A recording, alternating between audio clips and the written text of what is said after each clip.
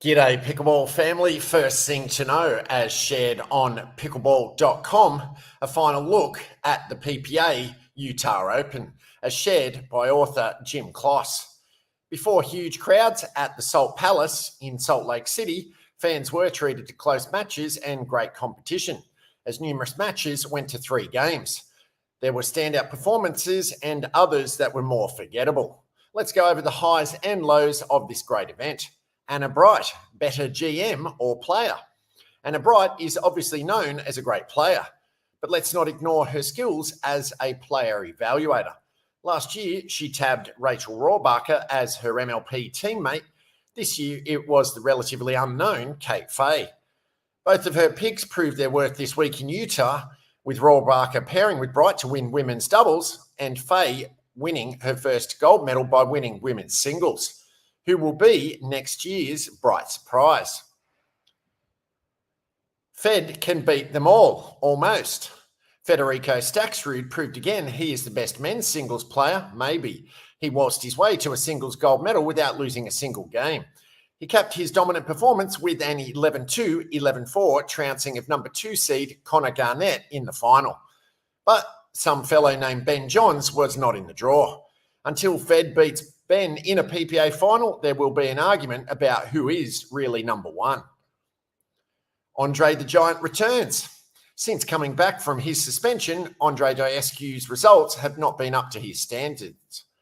Consequently, he and Gabe Tardio were given a relatively low 8 seed in men's doubles.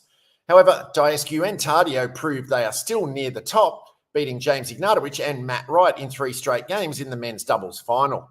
That leads us to question of how they rank among men's doubles teams. Who is the best men's doubles team right now? While Diescu and Tardio returned to the winner's circle, J.W. Johnson and Dylan Frazier had another difficult week, exiting in the quarterfinal, with Ben and Colin Johns not performing up to their standards and Christian Olshon Kwong Duong winning their first gold medal in the recent PPA Bristol Open. A reasonable question is, who is the team to beat in men's doubles right now? This burning question could be answered by picking any one of these teams. This will be an interesting storyline all the way through the end of year PPA championships. New faces in top 10? It was another big week for emerging players both in women's and men's competition. In addition to Faye winning a gold medal, Mari Humberg had another big tournament. Mari, paired with Georgia Johnson, won a silver in women's doubles. On their way to that silver medal, Humberg and Johnson defeated Etta Wright, Megan Dizon, Elise Jones, Callie Smith, and Leah Jansen, Tina Pisnik. Humberg also paired with Pablo Tellez to finish 4th in mixed doubles. On the men's side, Tardio earned the aforementioned men's doubles gold medal with Diescu. He then showed he can also play a strong left side game in mixed doubles, winning a gold medal thriller with Jessie Irvine against Bright and Ignatovic. The question now becomes, are Humberg and Tardio top 10 players? Based on this last week, it sure looks like it. Some top players are struggling. Jack Sock had another difficult week. He played all 3 events, but could only manage 1 round of 16 exit and 2 round of 32 losses. Similarly, Riley Newman had 2 round of 16 exits in his 2 events. As the younger players heat up, can the 30-plus players like Sock and Newman keep up? Next up on the tour is the Las Vegas PPA Pickleball Cup, to be held at the Fontainebleau Resort. It looks like it will be another great venue, likely to draw large crowds. Thanks ever so much for making it this far into the update. Please be sure to hit subscribe so this and future updates can be found by and shared with other fellow pickleballers. Second thing to know, as shared on the dinkpickleball.com, Megan Fudge, Kwong Duong, capture gold in 2nd annual Monsoon Championships in India. Nearly a dozen American players went to Mumbai this past weekend to compete in the Monsoon Championships 2.0. This was the 2nd annual event in India, the largest pickleball tournament to date in the country. The American contingent competing was led by Kwong Duong and Megan Fudge, each earning 2 gold medals. Ryla DeHart earned 2 silver medals and Rob Nunnery took home 1 silver. Jay de Villiers earned a gold and silver, while Thaddeus Locke from Great Britain earned 2 silver medals. As for players from the host country of India, Arman Bhatia won a gold, as did Naomi Mehta. Isha Lakhani won a silver medal. The results: women's singles, Pei Cow, Great Britain, beat Thaddeus Locke, Great Britain 11-7, 11-3. Men's singles, Kwong Duong, USA, beat Ryla DeHart, USA 11-0, 11-10.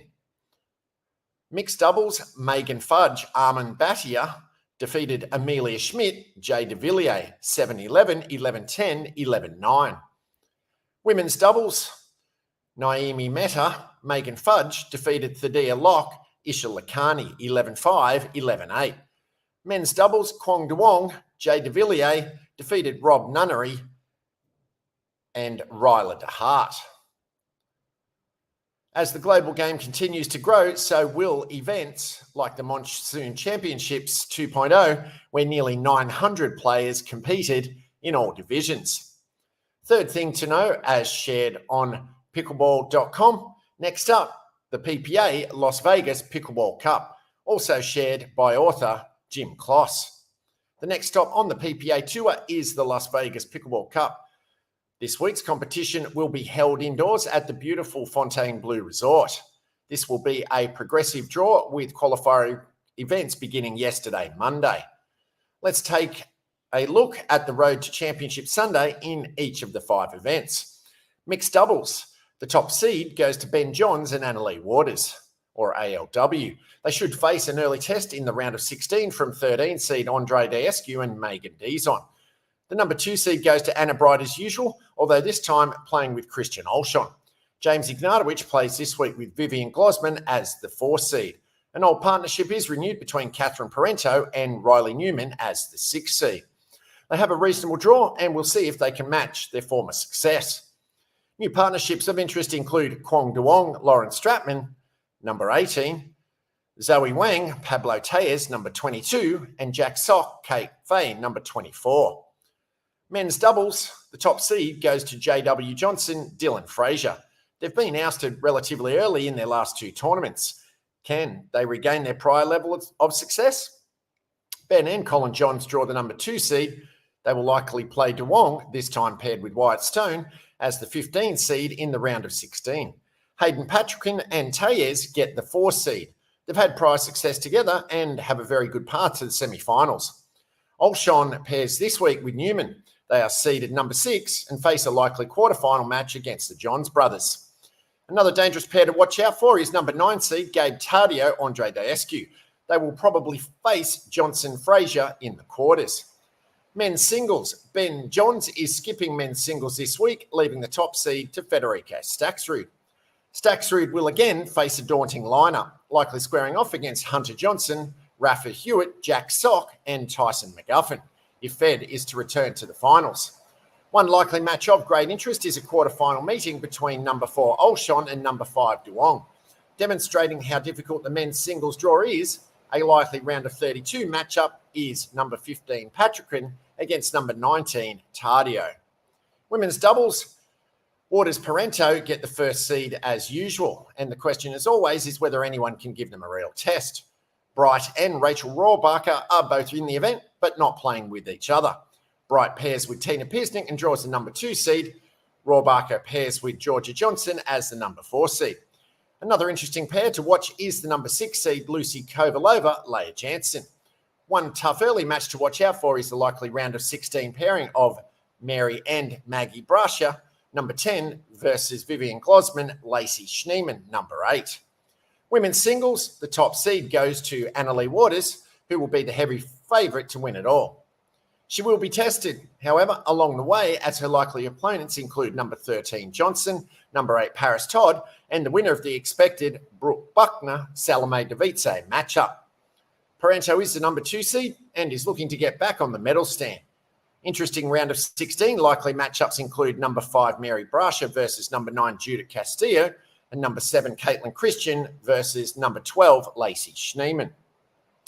Because of the tremendous depth in the PPA Tour, it's always difficult to predict who will make the finals in each of the 5 events. but let's give it our best shot. Mixed doubles, all shone bright over Johnson and Johnson. Men's doubles, Johns Brothers over Diescu Tardio. Men's singles, Staxrud over Duong. Women's doubles, Waters Parento over Bright Pisnik. And women's singles, Waters over Jansen. Las Vegas should draw some big crowds this week for a great tournament, although it may be hard to match how well Salt Lake City did last week. Fourth thing to know, as shared on pickleball.com, actor Jamie Foxx takes pickleball parties in Los Angeles to the next level. If anyone knows how to throw a pickleball party, it's definitely actor, singer, and comedian Jamie Foxx. That was confirmed by journalist Susan Campos in a story published on the Hollywood Reporter's website last Saturday, entitled Hollywood's Most In-Demand Pickleball Game, which detailed just how cool Fox's Los Angeles home really is. Fox's estate undoubtedly is one of the best paddle compounds ever built, sporting 3 courts on the property, writes Campos. And getting on the list for the Oscar-winning actor's pickleball parties isn't easy. Why is that the case? Campos cited a recent party where some 400 tan and toned Hollywood types were treated to influencer-led cardio classes, swimming, a taco truck, a full bar, and a DJ. So Fox's game is serving up both great play and the Hollywood sport of great networking. It essentially sounds like heaven on earth.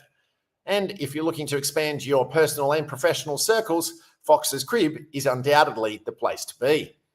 Just ask producer Taylor Chien, who co-founded the Best Paddle Pickleball Company alongside the multi-talented Texas native. If you get good at pickleball, you never know who you might meet. I tell young people it's the greatest way to network. Doors open up quickly on the pickleball courts, he told Campos. People are sending us DMs to get into the events. It started with 50 people and has grown to 400.